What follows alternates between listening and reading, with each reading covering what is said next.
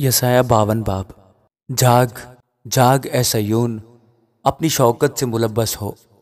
اے یروشلم مقدس شہر، اپنا خوشنما لباس پہن لے، کیونکہ آگے کو کوئی نامختون یا ناپاک تجھ میں کبھی داخل نہ ہوگا۔ اپنے اوپر سے گرد جھاڑ دے، اٹھ کر بیٹھ۔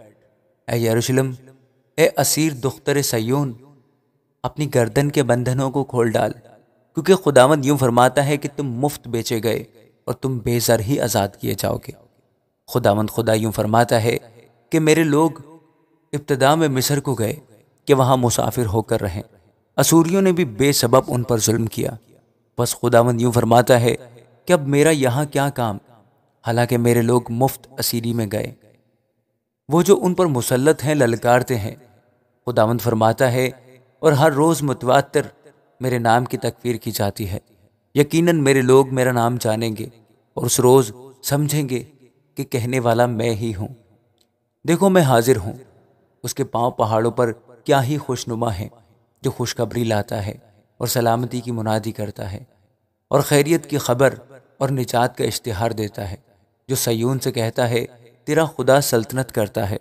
اپنے نگہبانوں کی آواز سن، وہ اپنی آواز بلند کرتے ہیں، وہ آواز ملا کر گاتے ہیں، کیونکہ جب خداوند سیون کو واپس آئے گا تو وہ اسے روبرو دیکھیں گے۔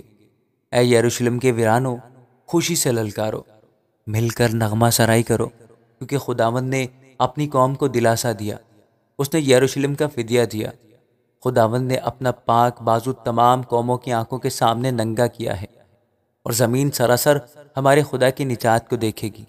اے خداوند کے ظروف اٹھانے والو، روانہ ہو، وہاں سے چلے جاؤ۔ نہ پاک چیزوں کو ہاتھ نہ لگاؤ، اس کے درمیان سے نکل جاؤ اور پاک ہو، کیونکہ تم نہ تو جلد نکل جاؤ گے اور نہ بھاگنے والے کی طرح چلو گے، کیونکہ خداوند تمہارا ہراول اور اسرائیل کا خدا تمہارا چنڈاول ہوگا۔ دیکھو میرا خادم اقبال مند ہوگا، وہ اعلیٰ و برتر اور نہایت بلند ہوگا۔ جس طرح بہتیرے تجھ کو دیکھ کر دنگ ہو گئے، اس کا چہرہ ہر ایک بشر سے زائد اور اس کا جسم بنی آدم سے زیادہ بگڑ گیا تھا، اسی طرح وہ بہت سی قوموں کو پاک کرے گا، اور بادشاہ اس کے سامنے خاموش ہوں گے، کیونکہ جو کچھ ان سے کہا نہ گیا تھا وہ دیکھیں گے، اور جو کچھ انہوں نے سنا نہ تھا وہ سمجھیں گے۔ آمین۔